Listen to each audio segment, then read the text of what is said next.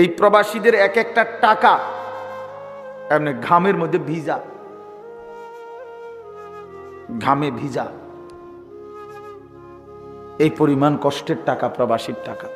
আমি তো দেখছি আমার জীবনে, আমি যে কয়বারই হজ উমরায় গেছি, প্রবাসীদেরকে দেখছি তাদের রোমে রোমে। আমি দুবাই গেছিলাম কিছুদিন আগে, হায় রে, এয়ারপোর্টে দেখছি আমার প্রবাসী বাংলাদেশ কান্দা, আমারে দেখা ছেলে ফেলে, অনেক ছেলে কি কান্দা যে কাঁদছে, জড়ায় ধরে ধরে এক এক ছেলে, যে হুজুর আপনার কথা শুনি আমরা, কিন্তু কয় যে হুজুর কি কষ্টে আছি, আল্লাহর কসম জীবনের কোনো সুখ বলতে, আনন্দ বলতে কিচ্ছু নাই, শুধু কাম আর কাম, শুধু কাজ আর কাজ।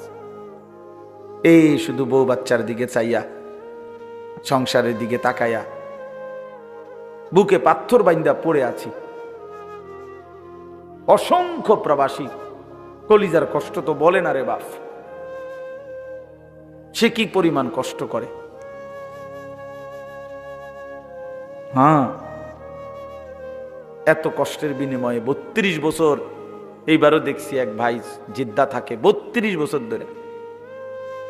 তো বেটা যদি 32 বছর বিদেশে করে, সৌদি আরব থাকে, এই বেচারা জীবনের আনন্দ আর কই, তার জীবনটা তো এমনি শেষ না।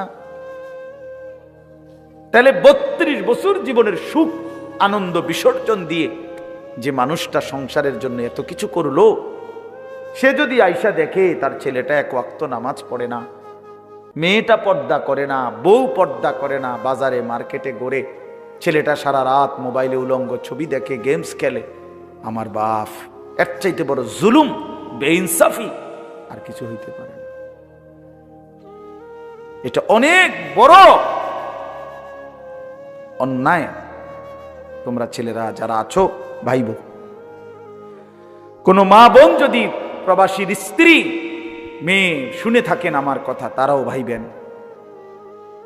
আপনার স্বামী, আপনি যে পরিমাণ বেপরদিগি করেন, আপনি মনে করতেছেন আপনি ধনির দুলালি, না, আপনার স্বামীর এক একটা টাকা প্রবাস থেকে যা পাঠায়, এটা ঘামে ভিজা ভিজা, এটার পিছনে 14 ঘন্টা ডিউটি, 12 ঘন্টা ডিউটি, 16 ঘন্টা ডিউটি করে, 16 ঘন্টা।